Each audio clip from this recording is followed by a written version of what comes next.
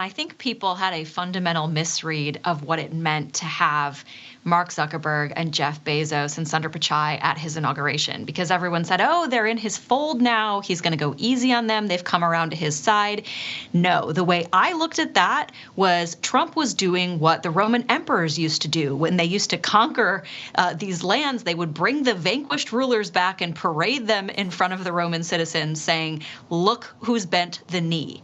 And that was my read on what Donald Trump was doing by having those execs at his inauguration, and his nominations signify that he intends to, I think, continue this no more excuses, crack down on the people tyrannizing not only our free speech, but our economy. You have Pam Bondi, obviously, who I don't think is going to go easy on these tech companies, but Gail Slater, as you point out, the subject of my piece, has been nominated to be the AAG, the Assistant Attorney General for Antitrust.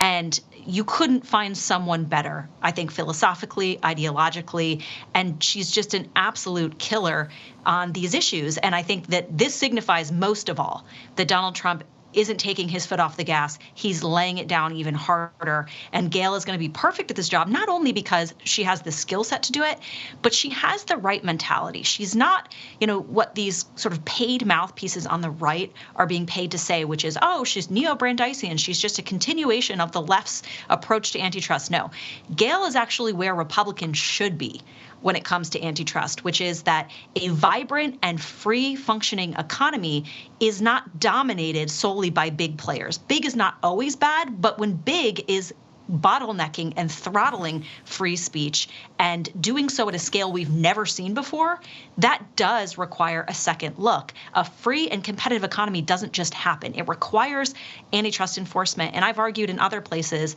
that antitrust enforcement is really the way to get at these speech concerns, because speech is downstream of concentration. So if you have responsible people enforcing the law in the marketplace, you're going to see speech flourish. And I think that's exactly the approach Gail Slater will take, not just to big tech, but to all the other areas of concentration in our economy, where these companies have come in with their DEI agendas and dominated the marketplace and crushed conservatives and really people who disagree with them at all, conservative or not.